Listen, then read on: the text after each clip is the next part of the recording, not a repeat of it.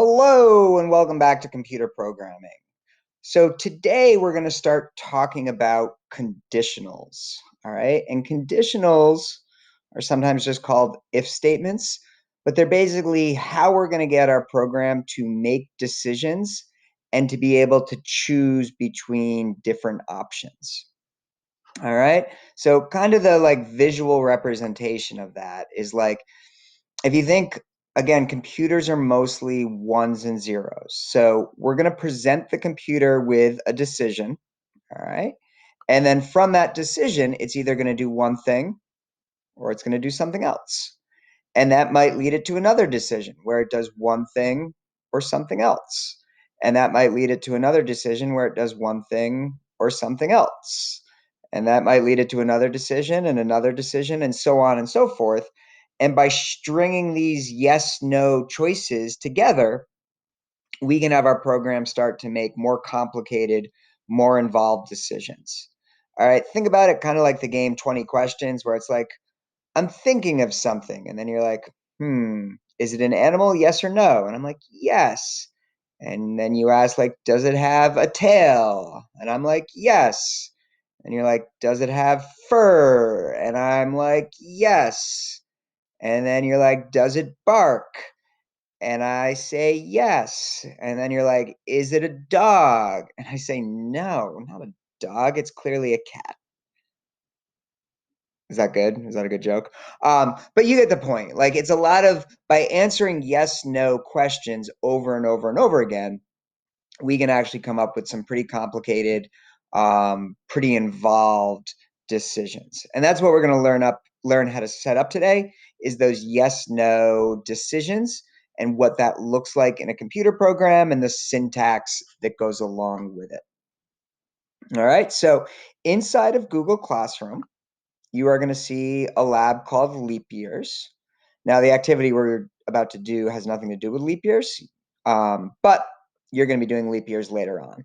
So what you're going to need is this file right here, intro to regentsexams.zip. So again, just a reminder, when you click on it, it's going to give you this couldn't preview file. Do not click on open with zip instructor. That's not going to help you. You need to go to these three dots. You want to go to open a new window. It's going to open up another tab. And then once it opens up this tab, then you can actually download the file to your computer. All right. So I'm going to download the file to my computer. It's going to send it to my downloads folder, which again, you can get to by going to Windows Explorer or the File Explorer down here. In the quick access menu, you should see downloads. So you can click on downloads. Now, just a reminder, this is a zip file. It was really convenient because it let me send everything as just a single file, but now we have to unzip it. So I'm going to right click on this. I'm going to choose extract all. I'm just going to click extract down here. That opens it up in a new window, which is great. You could just open it up right now, but things can get messy if you don't clean up after. So I'm going to X this out. Notice I now have the regular version and the zipped version. I'm going to delete the zip version because I don't need it anymore. All right, it already served its purpose. Now I have the unzipped version right here, and I'm going to drag that into my computer programming folder so that everything is nice and organized and neat, and I can get to everything really easy. All right. Once I go inside of that, the file that I want to click on is the one that says Regents Exams. It's the project file. All right, that's the one that you always want to open. So I'm going to double click on this. It's going to start up code blocks, and then it's going to open up my code. All right, again, if you're not seeing the code, over here on the left-hand side, there's the different tabs. You can use the arrows to move between them. If you're on the projects tab, you're going to see a sources folder. You can expand that, double click on main.cpp, and then you should be able to see everything. All right, so right now, all this program is a bunch of variables. Now, this syntax is a little different. I didn't show this to you in our first lab, but if you're creating a whole bunch of variables at once and they're all the same type, you can just use the type once and then separate each variable with a comma. So this is creating a variable called English, Global, US, Algebra, Geo, Algebra 2, Earth Science, Bio, Chem, and Physics. So it's creating all of those variables at once. I could have done each one on a separate line, but this is a shorthand when you're creating a whole bunch at once. Then below that, we just have a bunch of C out, C in statements. Please enter your grade, C in the English grade. Please enter your grade on global, C in the global grade. C out, please enter your grade on US Regents, and so on and so forth. I'm just having them type in every single grade that they got. Now, what we're going to do is we're going to write the program that figures out whether or not the person has earned an advanced Regents diploma, a regular Regents diploma, or they have yet to meet the requirements for a Regents for a diploma. All right. So again, before we can actually start writing code, we just have to think about what's the problem here? Like, how do I explain somebody to make this choice? How do I explain to somebody how to make this choice? What are the details they need to know? All right. So the first thing you need to know is just what it takes to get one of these diplomas. So if you are not aware, I'm going to run through that right now. To get a regular Regents diploma, you have to pass English, Global, US, one math exam, and one science exam. Right? That is the base requirements for a Regents diploma. Now, there's actually some flexibility there, but we're just going to go with like the basic requirements. For an advanced Regents diploma, you have to pass English, Global, US, all three math exams, bio, and then one other science. All right, and that's for the advanced Regents diploma. And again, there's a little flexibility there, but we're just going to keep it to the base requirements. So we're basically going to write a program that can allow us to determine that information. Now, to do that, there's a couple of things we have to talk about. One is the if statement. All right, so I'm going to go down here and zoom in a little bit. And an if statement allows us to make a choice. So it starts with if in all lowercase. Then you have a left and a right parenthesis, which is where we're going to put our test. And then we're going to have left and right curly braces. All right. And this is the body of the if statement. So let me just show you how this would work. So let's just pretend I had a variable called int x equals 7. Right? I could put in I could put in all sorts of conditions here. I could say if x is greater than 5, C out. And what would happen here is because x is in fact greater than 5, it would C out high. All right, this is my test. And if this test is true, I'm allowed to execute the code that's inside of here. All right, if I changed x to 3, what would happen is 3 is not greater than 5. So all of the code in between these braces just gets skipped. All right, it gets totally passed over. All right. Now, I don't just have greater than. I could also do less than. I could also do greater than or equal to. I could also do less than or equal to. I can also just do straight equal to. Now, when you're doing straight equal to, notice that I'm using 2 equal signs there. All right. 1 equal sign is when you're setting a variable and you're saying, hey, take this value 3 and put it inside of x. 2 equal signs is when you're checking. This is saying, hey, is there a 5 inside of x? If there is, C out high. If there isn't, skip all of this code. And this is something kids goof up a lot. They accidentally put in 1 instead of 2. You just got to remember that when you're checking to see if something has a value, it's 2. When you're setting a value, it's 1. All right, there's also not equal to, which is an exclamation point and then an equal sign. So we can put in different tests here, and that will allow us to sort of pick between whether or not we do this code or whether we skip this code. Now, That's great, but sometimes we want more complicated decisions. So what I can also do is underneath the if, I can say else, right? And then I can do my left and right curly braces again, and then I could see out I. So I'm going to change this back to x equals 5. What this is saying is, hey, if x equals 5, say hi, else say bye. So it's only ever allowed to do one of these two options, and it's based off this initial test. If this initial test is true, we get to say hi. If this initial test is false, we have to say bye. All right, notice this else doesn't have a condition. It's basically you do this or you do this. There's no other option. Now, there are times when you want to have another option, right? When you don't just want to be limited to two choices. All right, it turns out we can string these together. Let me zoom out a little bit. All right, we could put inside of here what's called an else if. I could say if x equals, let's just pretend 6. I could see out hello instead of hi.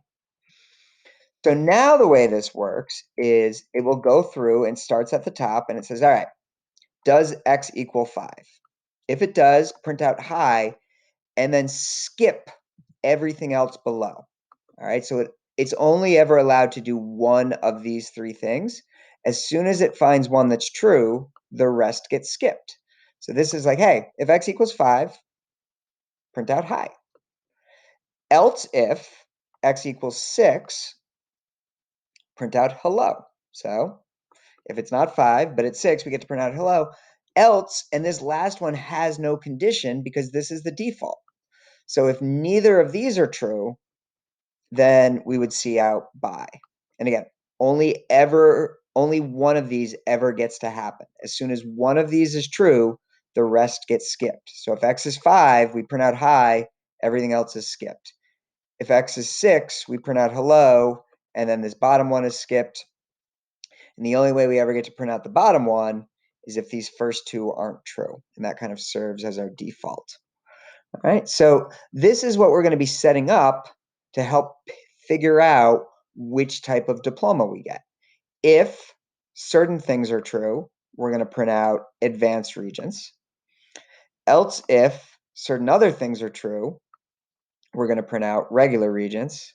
Else we're going to print out they haven't earned a regents diploma yet. All right, but this is going to allow our program to make decisions and not just run through a bunch of calculations like our first program did. All right, so I'm going to delete this now. And we're going to start with an if statement.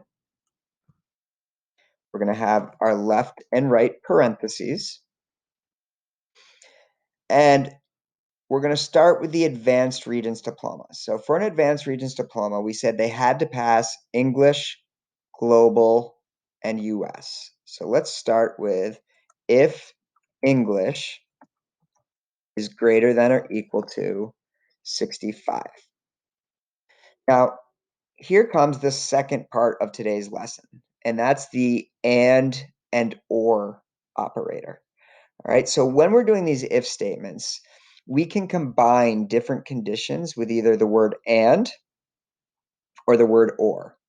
Now, they work just kind of the way that you would think they would work. All right, when we use the word and, it means both conditions have to be true. So if I say English has to be greater than or equal to 65 and history has to be greater than or equal to 65 and math has to be greater than or equal to 65, then all of those things would have to be true. When I use the word or, only one of them has to be true. So if I said you have to pass English or math, we'd only need to pass one of those two for the whole statement to be considered true. All right, so they work the same way they work in English. You know, if I said you have to pick up your room and do your homework, the expectation is you're doing both of those. If I say you have to pick up your room or do your homework, the expectation is that you only have to do one of those. All right, same thing here. So we don't actually type the word and. Instead, we use the ampersand, which is Shift-7, and we do 2 of them. So this is saying English has to be greater than or equal to 65, and global has to be greater than or equal to 65, and US has to be greater than or equal to 65. So right there, that's saying for this whole piece to be true, all 3 of these would have to be true. If even one of them is false, the whole thing is considered false. Now, for the advanced regions, we also have to pass all 3 math. So what we're going to do is we're just going to keep going here, and we're going to say, and algebra has to be greater than or equal to 65. And geometry has to be greater than or equal to 65. And algebra 2 has to be greater than or equal to 65. Now, when it gets to science, it gets a little trickier, all right? For science, you have to pass bio, but then you only have to pass one of these other 3. So the bio part is easy. We can just say, and bio has to be greater than or equal to 65. I know this might seem like a lot right now, but it's really just the same thing over and over. If English greater than or equal to 65, and global, and US, and algebra, and geometry, and algebra 2, and bio. And now we're getting to the part that's going to be a little different. All right, we only have to pass one of the 3 science exams. So that's where we're going to bring in this idea of the word or. So what we can do here is we're going to say and you're probably thinking to yourself, wait, and you just said we were going to use the word or. Yeah, but one of the science requirements, one of the exams is required. So we're going to say and, then we're going to do a new set of parentheses and say earth science has to be greater than or equal to 65.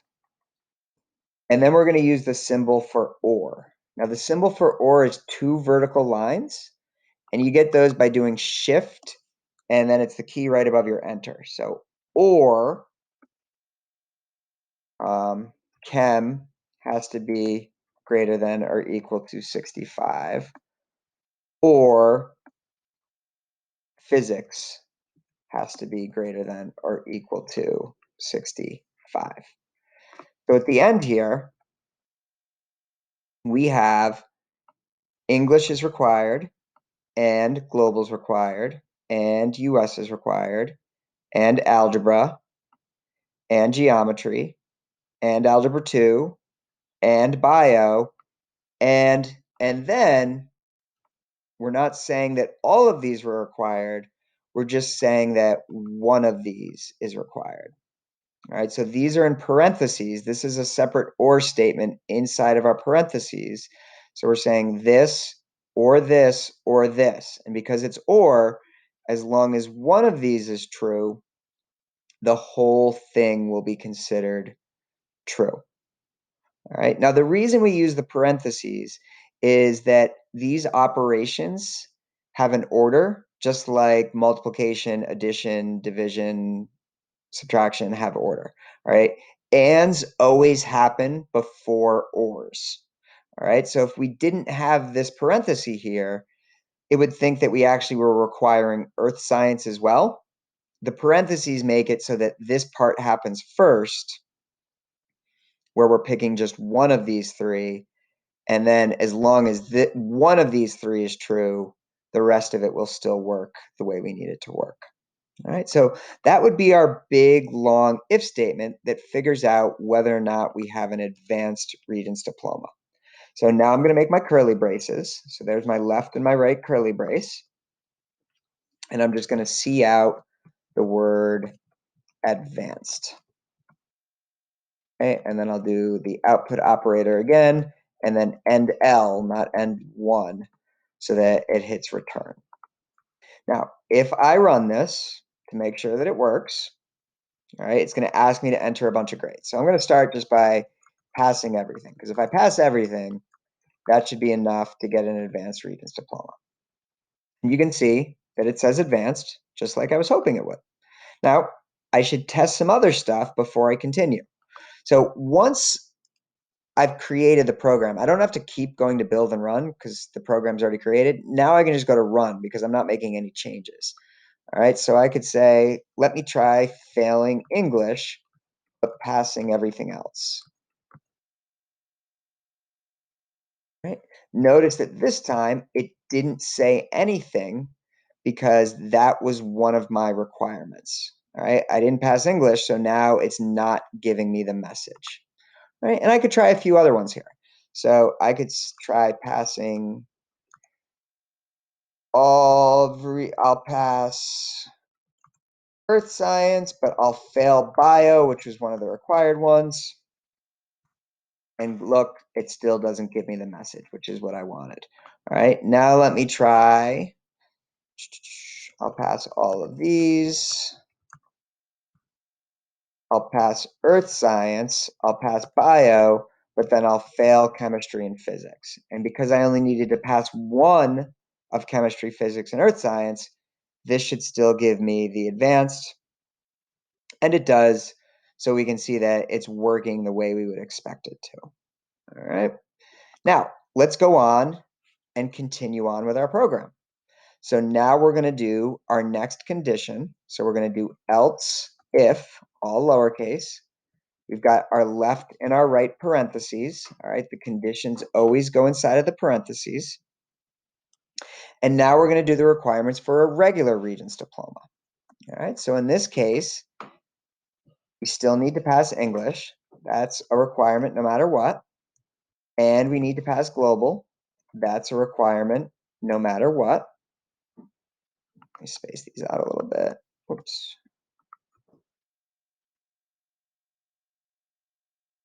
And we need to pass US. That's a requirement no matter what. Now, here's where we're getting into an or situation again, all right? I don't need to pass all of the maths. I only need to pass one.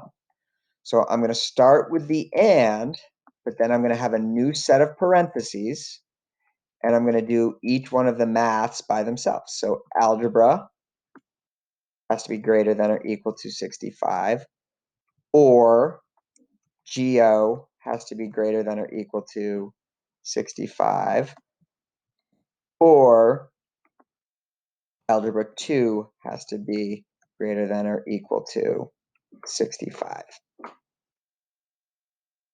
All right. So now I'm saying a math is required. That's why there's the and there, but it can be any one of these three. Now, one thing I want to point out, because as these get longer and more complicated, sometimes it's hard to keep track of your parentheses and everything else. But when you click on one, notice that it highlights blue, and its matching one also highlights blue. So if I click on this one, they both highlight blue. If you accidentally lose one and they're missing, watch what happens if I click on this one. All right, you see how it's red? That red is basically telling you, hey, I'm missing my matching parenthesis. So then you can go in there and put it. And then once it's there, it turns back to blue and everything's nice the way you want it again. All right, so I've got my math requirement. Now I have a science requirement as well. That's going to be an and because I do have to pass one science. I can't get around it. But then I'm going to do another set of parentheses and then or together those sciences, right? Because it can be any one of the four. It doesn't matter which one. So earth science has to be greater than or equal to 65, or chem has to be greater than or equal to 65, or bio has to be greater than or equal to 65, or physics has to be greater than or equal to 65. Right, so again, same idea here. I'm just saying one of these has to be true. Doesn't matter which one it is, as long as one of them is true. Now, sometimes kids try to get lazy and they just try to be like, oh, English, comma, global, comma, US, comma. Like, it doesn't work that way, all right? They have to be joined together with the ands and the ors. I can't just like list them off and say, oh, they're all greater than or equal to 65. Like, that's kind of what I was saying earlier is things have to be exact in programming. You can't just kind of like make up your own way of doing it. So when I'm showing it to you a certain way, it's because that's the way you have to do it. Most of the time when you try to take a shortcut, it's going to result in a program that doesn't actually work. All right, so here's what the full one should look like. English should be greater than or equal to 65, and global, and US.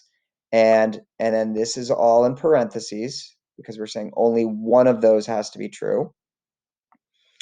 And then this is all in parentheses again because only one of those has to be true. All right. So once we have that, I'm going to make my curly braces. I'm going to do cout just regular regents and L. And then we should probably test it. All right. So if this time I am going to have to build and run because I've made changes. And now I could say, all right, let me pass English, let me pass global, let me pass you. Whoops, I didn't pass US. So I guess this is going to be one that says nothing. Just put the rest in as fives. And it says nothing because I didn't pass US. All right, let me try again. Hopefully hit the right keys this time. So 65, 65, 65. I'm going to pass one math region, so I'm going to give myself 100. I'm going to fail the rest of them. I'm going to fail earth science. I'm going to fail bio. I'm going to pass chemistry. I'm going to fail physics. And this should give me a regular Regents diploma. And it does. All right. So it's always important that you test your code. Like you don't want to just assume that it's going to work. You should run through a whole bunch of scenarios to make sure that it's working. And a lot of times we'll test like the extremes. So like, like the smallest possible values, the largest possible values, and then a bunch in the middle as well to just make sure that it works across all ranges. All right, but we are going to continue here. So we've got our if for advanced, we've got our else if for regents. When we get to our last one, there's only one option. So we don't need to have any sort of test. We can just say else. We can hit enter. We can make our left and right curly braces. And if the first one's not true and the second one's not true, then we're left with this last option, and it just has to be no diploma. All right, so again, when we get to that last one, we no longer need a condition because it's the sort of the default option. If this isn't true or this isn't true, then this has to be the last one that's available to us. So now if we go into this and I get a 0 on the English, I pass everything else, it's going to tell me that I get no diploma because English is required no matter what type I'm trying to get. All right. So this is an example of how we can use these if statements to allow our programs to make decisions and to go in sort of different directions.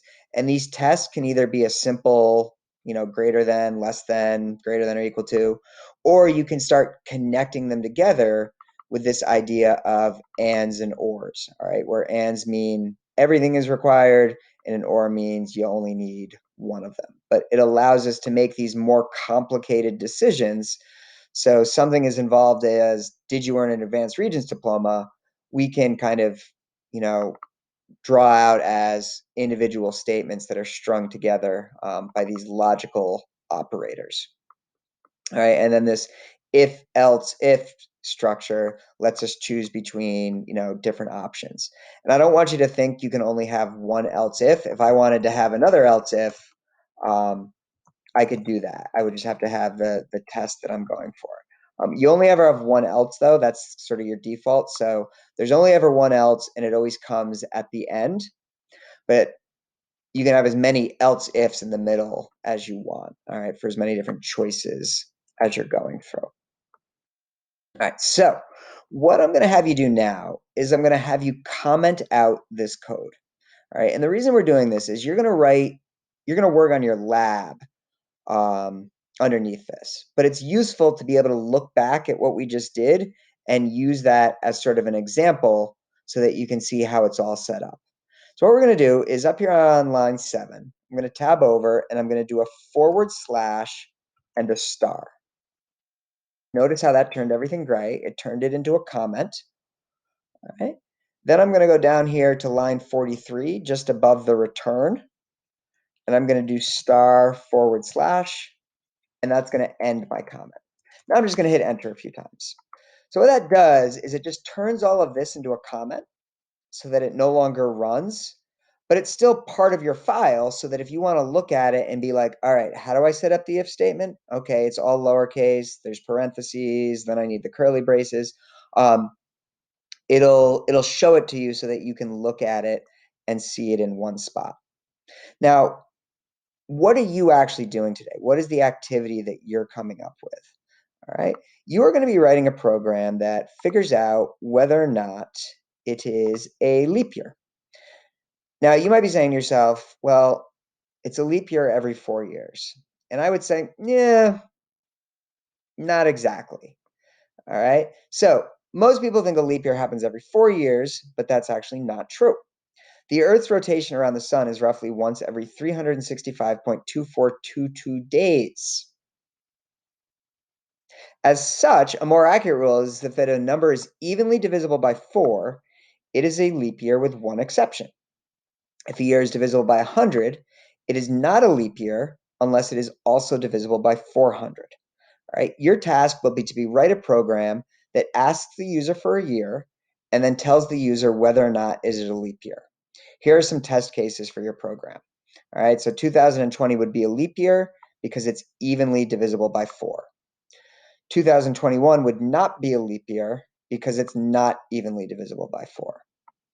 2000 would be a leap year because even though it's divisible by 100, it's also divisible by 400, so that turns it into a leap year. All right, 1900 is not a leap year because even though it's divisible by 4, it's also divisible by 100, but not divisible by 400. So that makes it not a leap year. All right, so your job is going to be to write a program that has a series of if statements that figures out whether a given year is a leap year. Now, there are lots of ways to write this program, and there's not one right solution. All right, when you're writing this, you might end up with one really long if statement, like we did here, or you might end up with lots of little if statements, and you might have like 4 or 5 else ifs. All right, it's really up to you how you decide to do it. All right, and that's one of the great things about programming is there's not always just like one answer. Like as long as it works, I'm happy. All right, and whether you do it with a big long one that uses ands and ors, or whether you do it with lots of little ones that doesn't use any ands and ors, I'm fine with that as long as it works. Now, before you can do this, there's one other thing that we have to talk about, and that is called the modulus operator, right? And the modulus operator is a percent sign. All right. Now, what does the modulus operator do? All right. The modulus operator is kind of like old school division. All right. And here's what I mean by that. All right. When you first learned division, if you did 5 divided by 2, you learned to say that, hey, that was 2 with a remainder of 1. Or if you did, let's do 11 divided by 4. All right, you might be like, oh, that's 2 with a remainder of 3. Or if you did 15 divided by 5, you might go, oh, that's 3 with a remainder of 0. Right, so that's kind of like the old school division. Now, what the modulus operator does is it just gives you the remainder. So if I did 5% sign 2 in my code, it equals 1. Right? It doesn't care how many times it went in. It just cares about the remainder. If I do 11% sign 4, it's going to give me a 3. All right? Doesn't care about the 2, just cares about the remainder. If I do 15% sine 5, it's just going to equal 0. Again, all it cares about is the remainder, not how many times the number goes in. All right, now this is going to be really useful for you when you're writing your leap year program. All right, because if the year percent sign 4 equals 0, that tells you that the number is evenly divisible by 4, because when you divide by 4, there is no remainder. All right, the remainder is 0. All right, if it's year percent sign 400, that would tell you whether or not the number is divisible by 400. All right, because year percent sign 400, what the computer's doing is it's dividing the year by 400, but it only cares what the remainder is. And if the remainder is 0, this will be true. All right, same thing, you could do year percent sign 100. So when you're trying to figure out whether something is evenly divisible, you're going to be using this modulus operator. All right, so the modulus operator is going to let you know whether a number is evenly divisible by whatever you want. And if you wanted to string these together, you could be like, oh, is the year divisible by 100? And is the year divisible by 400, right? And you can string them together with ands and ors, just like we did up here. So that's what you've got to figure out, is you've got to figure out, what do I need to string together? Do I want to do it as lots of little ones, where I just keep having small ones, but lots of else ifs? Or do I want to try to do it as one big one? Again, it's up to you. I don't care how you do it. Either way is equally valid. You've just got to figure out which way works best for you. Now, a couple of things that usually pop up. A lot of kids want to put semicolons at the end of their if statements. They don't belong there. It'll goof up the code. Do make sure that you have your left and right curly braces. And do make sure that you have your parentheses here. All right, all of those are required. There should be a space between the else and the if. You don't have to have an else, but if you do, it has to come at the very end. All right, and again, no condition with the else. If you try to do this, that'll give you an error. There should be no test with the else. If you want to have a test, it needs to be an else if. If there's no test, there's just an else, and you leave the parentheses away. All right, so at this point, if you think you're ready to get started, feel free to stop the video. Don't forget that when you're turning it in, the only file that I need you to upload is this main.cpp. That's the only one I need. And for those of you that aren't sure that you're ready yet, I am going to just get you started a little bit to kind of kickstart the process and hopefully push you in the right direction. All right. So for those of you that are still here, the first thing that we're probably going to need to do, or the first thing we are going to do, is we're going to create a variable. All right, so if we're going to have them type in years, we need a variable to hold on to that year. So we're going to say int, and then I'm just going to call it year. All right, so now I've created a variable called year. The next thing I'm going to do is I'm going to ask them to type in a year. All right, so I'm going to go cout. Please type in a year. Then I'm going to do a colon and a space, and that's just my formatting. All right, that's just how I want it to look. And then I'm going to have a semicolon. And then I'm going to do cin greater than. Notice these go in the opposite direction. Year, which is going to allow them to type in a year. And when they hit enter, it'll store it inside of my variable. All right, so this is like the very basic, pieces that you need. So that when I try to run the program, I have a variable. It's going to ask me to type in a year, and then that's going to get stored in here. Now, from this point, this is where I'm going to leave you. All right, you're going to need to make an if statement. So if, all lowercase, left and right parentheses, and then the curly braces. What you have to do is you have to figure out what you want to test for. And again, that means going back to this lab document and saying, all right, you know, do I want to start with the 400, or do I want to start with the 100, or do I want to start with a 4, or do I want to do it all at once? But you're trying to set up these if statements to get the correct outputs when you try these different test cases. Now, what I'll warn you is you have to be careful because only one of these things will ever happen. All right. When we made our if else tree, only one of these things will ever happen. So there was a reason I started with the advanced Regents diploma.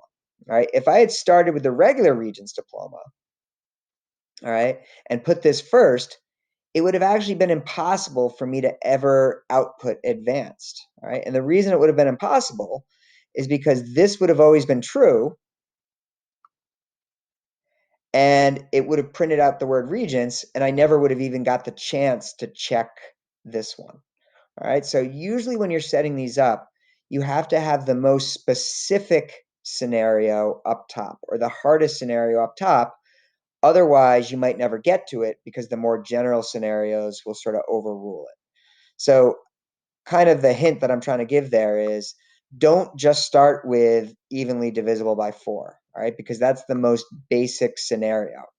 And if you start with just evenly divisible by 4, you're going to end up saying things like 1900 are a leap year because you're never going to get a chance to prove that they're not.